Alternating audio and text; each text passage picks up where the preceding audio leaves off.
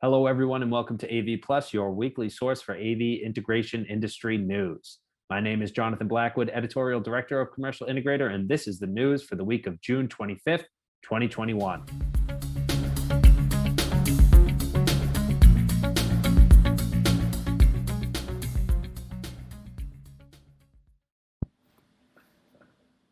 Before we get started with this week's episode of AV Plus, a quick word from this week's sponsor, ViewSonic.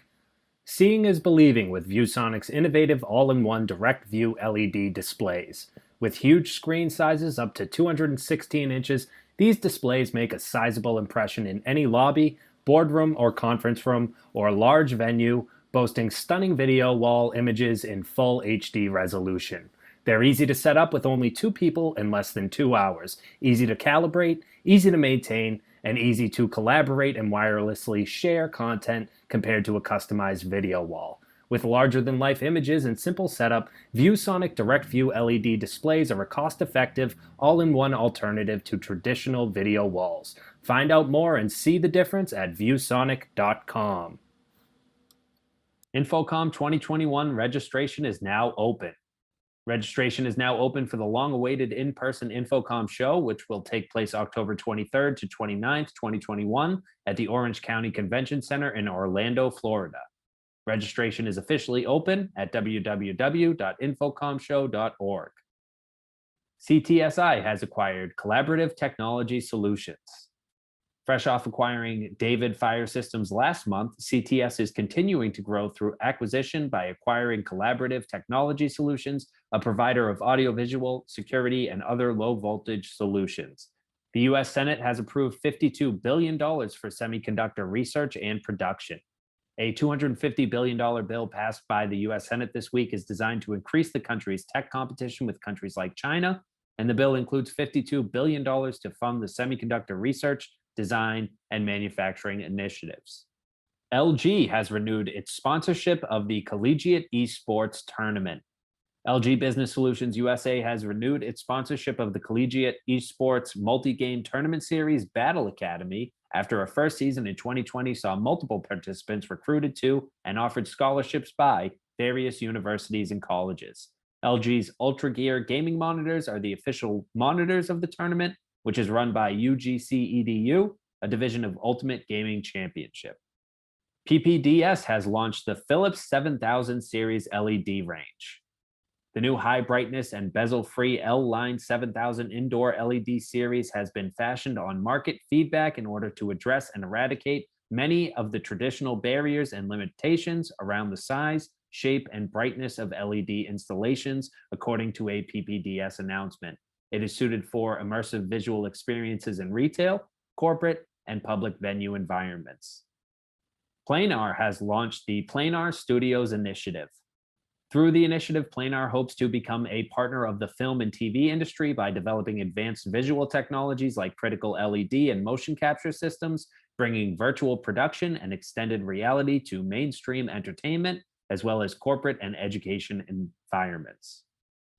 Biamp has acquired NEC-AS. The acquisition of Denmark-based AV control systems manufacturer NEC-AS is a move that enhances Biamp's portfolio of control room systems. In a press release, Biamp calls their new subsidiary a respected independent maker of AV control systems that brings with it a comprehensive family of device controllers, control interfaces, and associated software known for ease of use and design. Maverick AV is now distributing Crestron's UC solutions globally.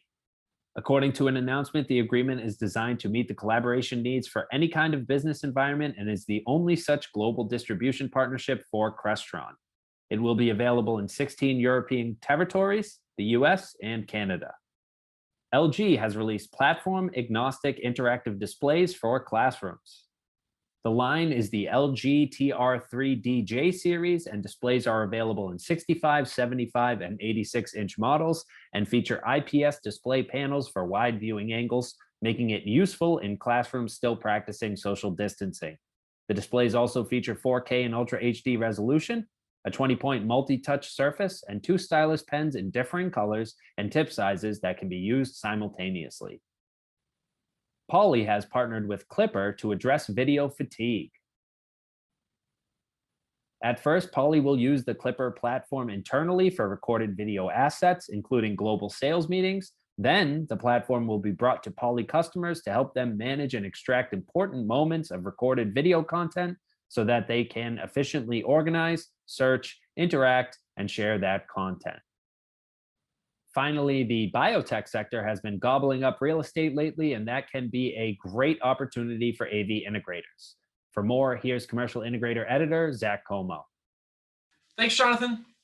When the pandemic hit, many construction projects ground to a halt, and I'm sure a lot of your customers even scaled back their expansion plans, and they probably even reduced some of their office footprint. But one industry in particular was forced to invest in real estate to support the critical work, and that was the biotech sector. That sector was responsible for developing vaccines and treatments for COVID-19, and they got a massive infusion of capital from the US government and private investors alike. And that's likely to continue as we're still learning more about the virus. The sector was already gobbling up real estate before the pandemic, but the events of the last year and a half accelerated that trend, according to a new report from real estate giant JLL. For integrators that rely on new construction or retrofits, you should really consider checking out the biotech industry and learning about their audiovisual needs. This market is red hot and is not expected to slow down anytime soon, especially with our aging population and new public health concerns. Back to you, Jonathan. Thank you, Zach. Our interview guest today is Ryan Pitterle of Sharp NEC Display Solutions. But before we get to Ryan, here's what's happening around Commercial Integrator this week. Commercial Integrator's top new technology awards, integration awards, and best awards were all announced in the past 2 weeks. Make sure to head over to commercialintegrator.com to see the full list of winners for each set of awards. Emerald, Commercial Integrator's parent company, has recently launched 2 new websites that integrators may want to check out. Design Well will focus on wellness opportunities in the design and technology markets, while M2X Technology Network will provide targeted market research and insights around marketing initiatives. Finally, Commercial Integrator and Herman Pro AV have partnered for the first ever Make a Difference Award, won this year by Spinatar for their work with City of Hope. To learn more, head over to commercialintegrator.com. We now welcome onto the AV Plus podcast Ryan Pitterle of Sharp NEC Display Solutions. Ryan, thank you so much for joining us today. Hey, thanks for having me, Jonathan. It's great to have you. We wanted to have you on to talk a little bit about your floor projection systems and floor projection systems really in general. So right off the bat, where are you seeing floor projection systems being applied? Yeah, historically, when you think about floor projection systems, you think about museums or you think about entertainment venues. I think we've all seen the video of like projecting onto a basketball court for team introductions and those kind of things. Theme parks, these are all, I guess, what we would call experiential applications, the wow factor sort of applications. And I think more recently, what's been interesting is that we've started to see more practical applications in retail, in corporate office space, in churches. Really, I think it's really since COVID. COVID introduced the world to a lot of new things, and I'd say post-COVID, we're seeing floor projection becoming really popular in some of these more traditional applications. Think of anywhere that you need to use it for crowd control, directional messaging, health and safety, social distancing communication. Anywhere that's necessary, we've started to see floor projection used more frequently. Yeah, makes a ton of sense. And you hit on this a little bit, but what are some of the benefits of a floor projection system and what are the return that an integrator's customer is going to get when installing something like this? Yeah, I would say, first and foremost, we're able to utilize the space that's not typically being used. So let's think about in perspective of like a retail space. You know how shelf space and wall space is so valuable, right? But the floor is just sitting there unused. So it's taking advantage of a space that's not typically being utilized. I would say also floor projection is unique in that it really draws people's attention. It's eye-catching. It's hard to miss if you're walking really anywhere near it. I would say it opens new possibilities for signage and messaging. I remember, again, post-COVID, one of the first things walking into a grocery store that I noticed was that all the aisles were one way. And how do they do that? They put stickers and they put arrows and stuff on the floor, right? You know, I'm not necessarily saying you got to put a projector in every aisle. That would be fantastic. But think about putting one maybe at the entrance that just says, hey, look, our aisles are one way aisles now. You know, keep social distancing, wear a mask. Beyond COVID, and you can still use these floor projection spaces to promote a sale, or get people to go to the deli or do something like that, right? So there's certainly a lot of applications when it comes to new signage and messaging. Think about branding and promotion. So for example, let's say that you're a store, you're a brand that has a new app and you want to promote the app. So you've got maybe a fast lane for users of the app or something, you know, so you can do things like that. And then finally, seeing is some companies using it as advertising, as a revenue generating advertising opportunity. So if you're a store, you can offer this opportunity to your brands to promote their product right next to where it is on the shelf. Right, so we're seeing that sort of too as a major benefit to utilizing floor projection. I mean, really, in the end, it's just a really simple, sort of cost-effective way to get a display on the floor. Think about the other display technologies out there. It's really the only way to do it in an affordable way. Yeah, a ton of great ways to use the system, but what do integrators need to know about installing the system, or need to know about floor projection systems that differ from traditional projection systems?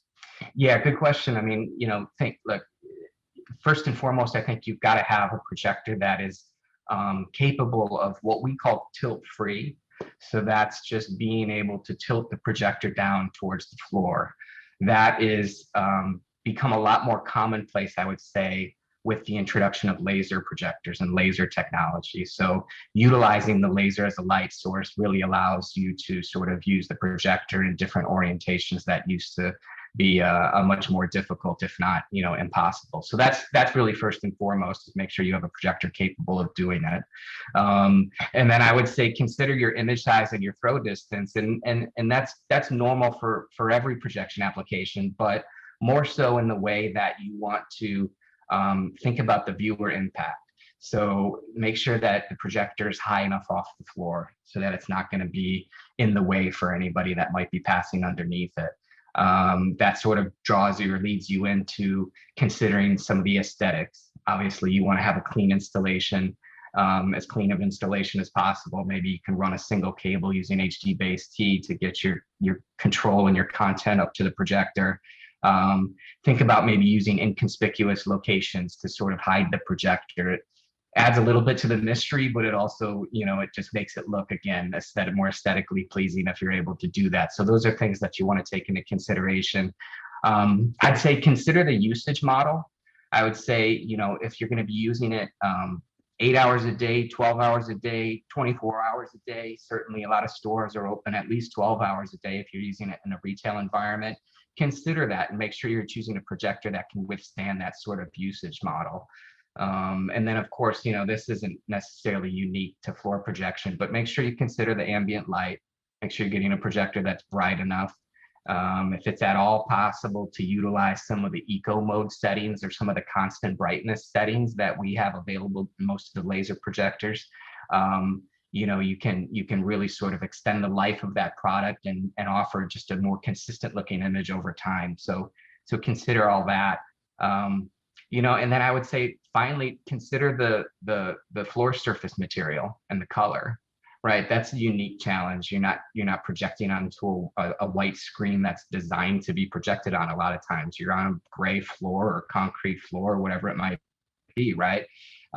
Consider what you're projecting onto, because there's usually a way to go into a projector's menu and adjust for some of those off colors or adjust for some of the glare that you might get. A lot of the projectors these days are able to accommodate fixing for those things. So consider the surface as well. Lastly, you know, a lot of integrators might be watching this and thinking, you know, a lot of this stuff can be done with traditional projection systems as well, and they might not see the benefit of looking towards any alternative projection or alternative digital signage systems. So what would you say to those integrators that might be a bit stuck in their ways when it comes to traditional projection, traditional digital signage, about some of these alternative ways like floor projection, but other alternatives to what you typically see out there?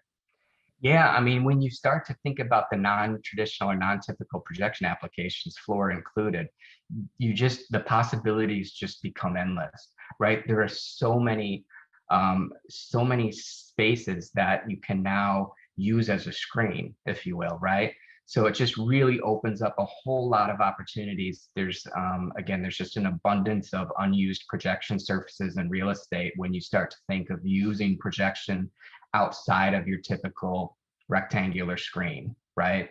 So so consider that. Consider the fact that you can use, projection for both experiential, we'll call it, right? The wow factor, the cool, memorable, eye-catching sort of applications, but also practical applications. There really isn't a business I can think of that wouldn't benefit from, from being able to put messaging at people's feet, being able to just really get in front of a customer, get in front of the general public. So there's certainly a lot of applications. I would say projection application or floor projection, at least at this point, is still sort of new. So it's at this point, it still draws people attention. People remember seeing it, because it's still not all that commonplace. And so there's an opportunity to get in on it at the entry level, at the entry point. And it's not that complicated. So an integrator, I think, could easily handle for projection application of for projection project, but it positions them sort of as being perceived as cutting edge, or being a thought leader, being sort of, again, on the front edge of the technology, just by being able to do something different that not everybody else is doing. Yeah, very well said. If anyone that's watching right now wants to learn more about Sharp NEC, floor projection, and what you guys might be able to offer, how can they learn more about the company? Yeah, I'd say start at our website, visit sharpnecdisplays.us. You can certainly get all the speeds and feeds on our product and our projectors there, but you can also reach out and contact us there. Videos, resources, white papers, case studies are kind of sort of endless, and that's all available on our website. Great. Well, I encourage anyone listening to go and check that out, learn more about floor projection systems and a lot of the great things that Sharp NEC can provide. Ryan Pitterle of Sharp NEC Display Solutions, thanks for joining us here on AV Plus. Hey, it was my pleasure. Thanks for having me, Jonathan. That's it for this week's episode of AV Plus for the week of June 25th, 2021. A reminder to all listeners that the full stories we've detailed today can be found at commercialintegrator.com. Please remember to subscribe to AV Plus and get your weekly roundup of news in the AV industry. I'm Jonathan Blackwood, host of AV Plus. Thanks for listening.